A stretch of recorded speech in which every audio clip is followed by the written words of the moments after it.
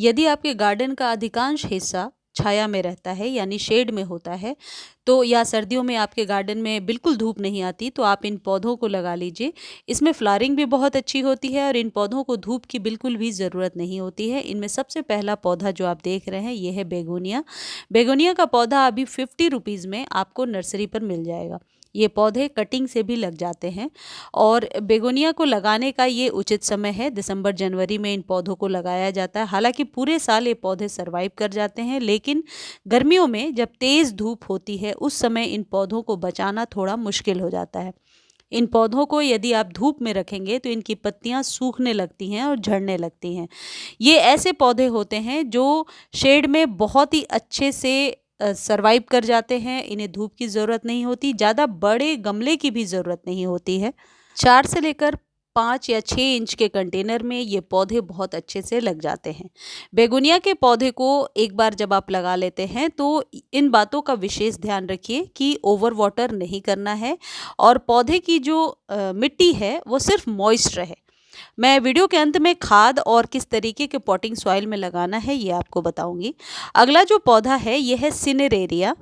Cineraria को बीजों से भी उगाया जाता है और कटिंग से भी उगाया जाता है। इसके बीज बहुत आसानी से नवंबर दिसंबर में ही तैयार हो जाते हैं। इनको ज़्यादा तेज़ धूप में या डायरेक्ट सनलाइट में आप रखेंगे तो ये पौधे सूखने लगते हैं और ख़राब हो जाते हैं।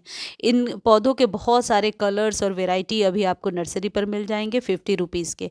सिनेरेरिया के पौधे को फंगस से बचाने के लिए जब भी आप वाटरिंग करें आप इसकी मिट्टी में ही डायरेक्ट पानी दें, फूलों पर पानी ना दें। ये गुच्छों में फ्लावरिंग करता है और हैंगिंग बास्केट के लिए एक बेस्ट प्लांट है। सिनेरेरिया के पौधे को कंप्लीटली शेड में रख सकते हैं, यानी जैसे मैंने रखा है ओपन है लेकिन यहाँ धूप नहीं आती है। इन पौधों की जब कभी भी आप मिट्टी तैयार करें, मिट्टी बहुत ही फर्टाइल हो इस बात का ध्यान रखें, लेकिन जो खाद है वो हर एक 15 दिनों पर देना पड़ता है। सिनेरेरिया में अक्सर ये प्रॉब्लम देखने को मिलती है कि पत्तियां जो है काली होकर के सूखने लगती हैं, इसलिए नाइट्रोजन युक्त खाद की ज़्यादा ज़रूरत होती है। जैसा मैंने बताया अभी वीडियो के अंत में जो खाद मैं बता रही हूँ ये स्पेशली सभी शेड लविंग प्लांट के लिए ही है।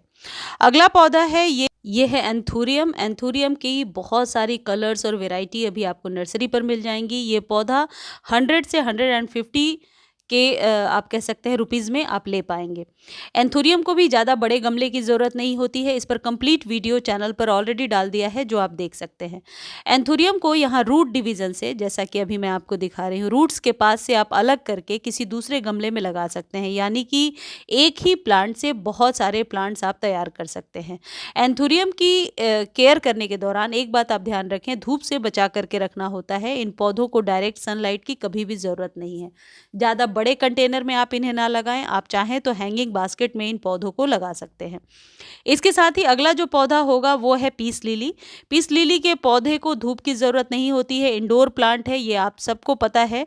और ये जो पौधा आपको दिख रहा है ये है डाइंथस। डाइंथस की तरह ही एक पौधा होता है पेंजी, जो अभी आपको नर्सरी पर 20 रुपीज़ में मिल जाएगा। डाइंथस भी 20 रुपीज़ में मिल जाएगा, लेकिन जो पीस लिली है वो 100 से 150 के रेट पर आपको मिल जाएगा। पीस लिली पर भी कंप्लीट वीडियो चैनल पर है, लेकिन पीस लिली में भी वही खाद देना है जो अभी मैं आपको वीडियो के अंत में बता रही हूँ। और ये जो डाइंथस है इस पर डेड हेडिंग करना ज़रूरी होता है। डाइंथस को आप चाहें तो पार्शल शेड में रख सकते हैं, यानी ऐसी जगह पर रख दीजिए जहाँ छन के धूप आती हो, तभी ये पौधा अच्छे से चलेगा। बिना धूप के भी बहुत अच्छे से चलता है। सिनेरेरिया के पौधे में जैसा कि ये दिख रहा है आपको, काले रंग के इस तरीके से फूल खिल नहीं पाए यदि, तो ये जो खाद मैं आपको बता रही हूँ ये नाइट्रोजन युक्त खाद है। इसका इस्तेमाल हर एक 15 दिनों पर 1 चम्मच आपको करना है। सिनेरेरिया के या किसी भी शेड लविंग प्लांट के लिए जब आप बना रहे हैं सॉइल, तो इस बात का ध्यान रखें कि कार्बन की मात्रा अच्छी होनी चाहिए, कार्बन नाइट्रोजन की मात्रा अच्छी होनी चाहिए। यदि आप कोकोपीट मिला लेते हैं तो मिट्टी हल्की भुरभुरी बनी रहती है।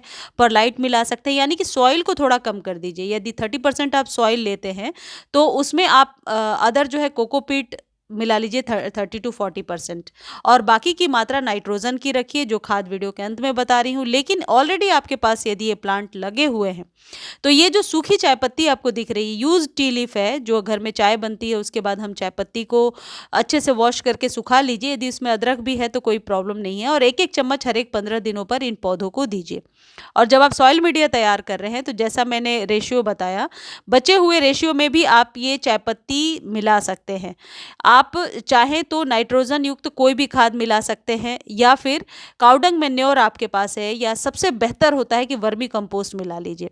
सिर्फ सॉइल की मात्रा को कम करके आप कोकोपीट की मात्रा बढ़ा लीजिए, 30-40% कर लीजिए, बाकी के रेशियो में ये डाल लीजिए। ये जो मेरे हाथ में आपको दिख रहा है ये वर्मी कंपोस्ट है, ये हर एक 15 दिनों पर 1 या 2 चम्मच मिला सकते हैं यदि पहले से आपके पास प्लांट लगा हुआ है। यदि न्यू आप लेकर के आए हैं तो आप इसमें कुछ मात्रा 10-20-30% के करीब कंपोस्ट की ज़रूर मिला लें।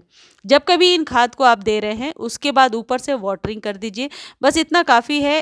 इन पौधों को कोई बहुत ज़्यादा अलग से केयर करने की ज़रूरत नहीं पड़ती है। पानी आप कैसे देंगे? पानी 2-3 दिनों के बाद मिट्टी को ऊपर से चेक करके दीजिए, यदि सॉइल ड्राई लगे तभी आप पानी दीजिए।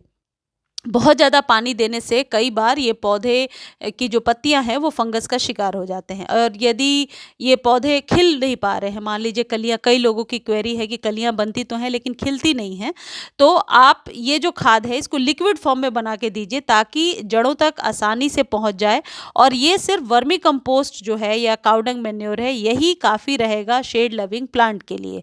ये बात ध्यान रखें कि मिट्टी कभी भी ओवर मॉइस्ट ना हो, और यदि कभी आपको लगता है कि बहुत ज़्यादा आपने पानी दे दिया है तो ऊपर से गुड़ाई कीजिए और थोड़ा ओपन में रख दीजिए ताकि हवा लग के ये मिट्टी जो है ड्राई हो जाए। मिट्टी का सूखना और मॉइस्ट होना बहुत ही ज़रूरी है। मिट्टी जितनी रिच रहेगी ये पौधे बहुत अच्छे से फ्लावरिंग करेंगे।